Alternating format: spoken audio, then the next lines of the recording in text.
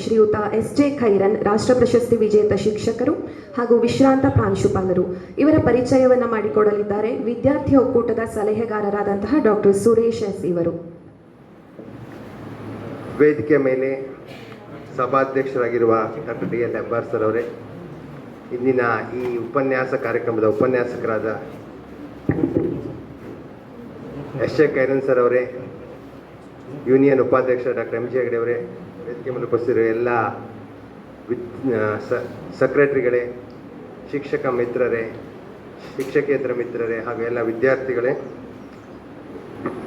ಖೈರನ್ sir, ಎಸ್.ಜೆ. ಖೈರನ್, Satyanand John ಖೈರನ್ ಇಲ್ಲಿಯೇ ನಮ್ಮ ಹಳದಿಪುರದವರು. 1951 ಅವರು ಜನಿಸಿದರು.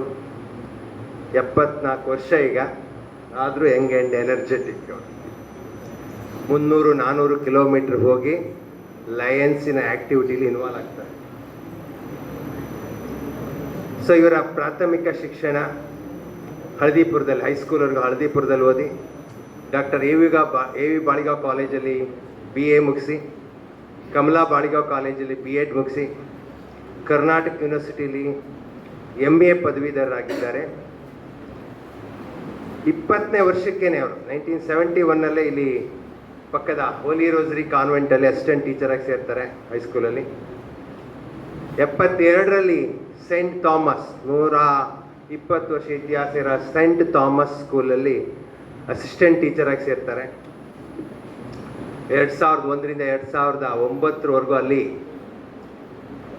ಪ್ರಾಂಶುಪಾಲರಾಗಿ ಇನ್ನೂ 2 ವರ್ಷ ಸರ್ವಿಸ್ ಇದ್ದಂಗೆ ಅವರು VRS ತಗೊಳ್ತಾರೆ.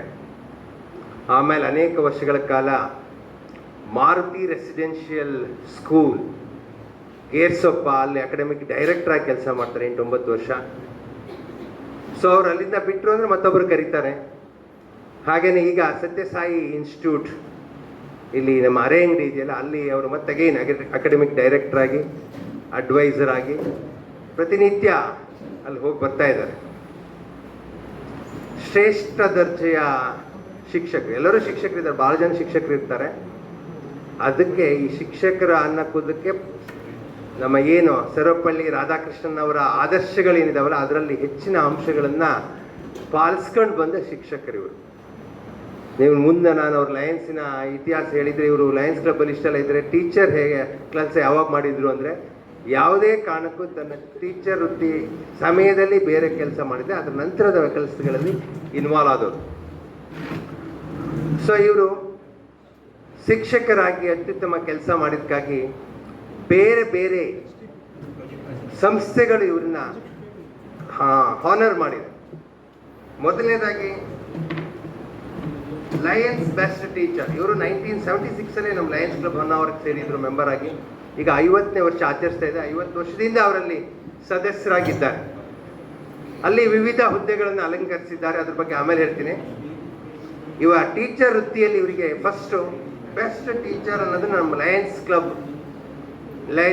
ಇಂಟರ್ನ್ಯಾಷನಲ್ ಇದೆ ಆರ್ಗನೈಜೇಷನ್, ಅವರು ಒಂದು ವರ್ಷ 1996 ಕೊಡ್ತಾರೆ.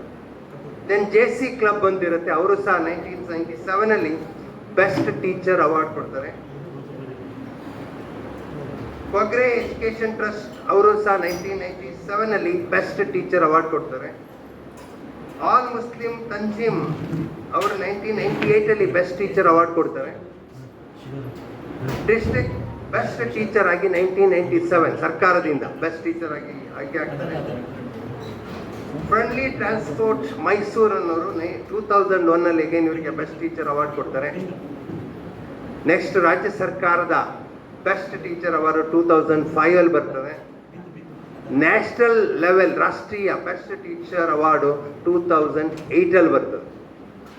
ಬೆಸ್ಟ್ ಟೀಚರ್ ಅವಾರ್ಡ್ ಅಂದರೆ ವಸೂಲಿ ಹೆಚ್ಚದಿರ್ತದೆ. ಇವರು ಅದು ಯಾವುದಕ್ಕೂ ಹೋಗೋರಲ್ಲ, ಅದು ಯಾವುದ್ರ ಹಿಂದೂ ಬಿದ್ದವರಲ್ಲ, ಹೆಸರು ಪ್ರತಿಷ್ಠೆ ಹಿಂದೆ ಬಿದ್ದವರಲ್ಲ. 2009 ಸರ್ವಶ್ರೇಷ್ಠ ಗುರು ಸನ್ಮಾನ್ ಕೊಟ್ಟರು. ಡಾಕ್ಟರ್ APJ ಅಬ್ದುಲ್ ಕಲಾಂ ಅವರ ಸದ್ಭಾವನಾ ಪ್ರಶಸ್ತಿ 2022 ಬಂದಿದೆ. ಸೊ ಸಮಾಜದ ಜೊತೆಗೆ ಸಾಹಿತ್ಯ, ಕನ್ನಡ ಸಾಹಿತ್ಯ ಸಮ್ಮೇಳನದ ಅನೇಕ ವರ್ಷ ಗೌರವ ಅಧ್ಯಕ್ಷರಾಗಿ ಕೆಲಸ ಮಾಡಿದ್ದಾರೆ. ಲಯನ್ಸ್ ಮತ್ತು ರೋಟರಿ ಅನ್ನೋದು 2 ಇಂಟರ್ನ್ಯಾಷನಲ್ ಆರ್ಗನೈಜೇಷನ್ಸು. ಸೊ ಅದಕ್ಕೆ 1976ರಲ್ಲಿ ಸೇರಿದ ಮೇಲೆ ಆ ಕ್ಲಬ್ಬಲ್ಲಿ ಅವರು ಟ್ರೆಸರರ್ ಆಗಿ ಅನೇಕ ಬಾರಿ, ಯಾಕಂದರೆ ಒಂದು ಸಾರಿ ಆಗ್ತೀವಿ, ಆಮೇಲೆ ಕ್ಲಬ್ಬಲ್ಲಿ ಯಾರಾದರೂ ಒಂದು ವರ್ಷ ಟ್ರೆಸರರ್ ಆಗೋದಿಲ್ಲ.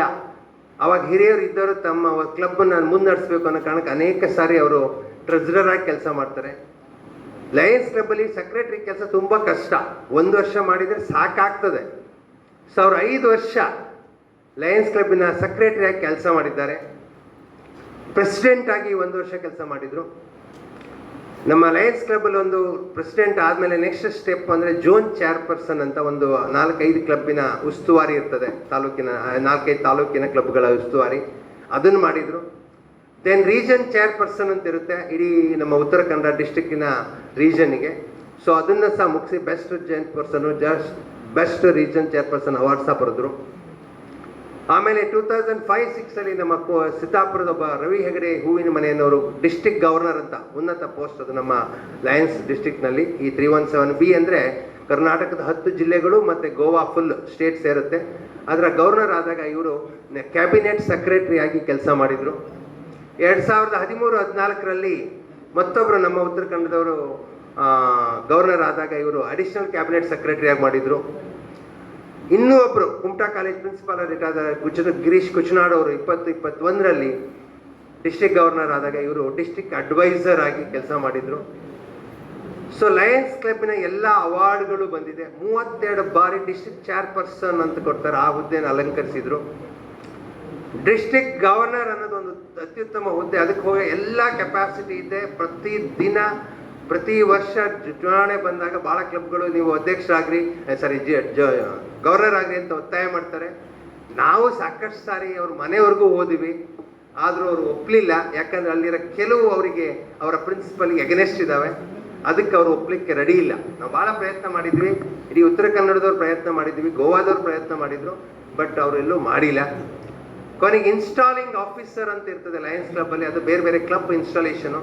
ಅದು ಹೇಳಿದ್ನಲ್ಲಿ 10 ತಾಲೂಕು ಜಿಲ್ಲೆಗಳಲ್ಲದೆ, ಗೋವಾ ಅಲ್ಲದೆ ನಮ್ಮ ಶಿವಮೊಗ್ಗ ಡಿಸ್ಟ್ರಿಕ್ಟು, ಉಡುಪಿ ಡಿಸ್ಟ್ರಿಕ್ಟ್ ಅಲ್ಲೆಲ್ಲ ಹೋಗಿ ಇನ್ಸ್ಟಾಲಿಂಗ್ ಆಫೀಸರ್ ಆಗಿ ಕೆಲಸ ಮಾಡ್ತಾರೆ, ಅಂದರೆ ಭಾಗವಹಿಸ್ತಾರೆ. ಉತ್ತಮ ಭಾಷಣಕಾರರಾಗಿದ್ದರಿಂದ ಅನೇಕ ಸ್ಕೂಲು ಕಾಲೇಜ್ ಗ್ಯಾದರಿಂಗ್ಗಳಲ್ಲಿ ಭಾಗವಹಿಸ್ತಾರೆ.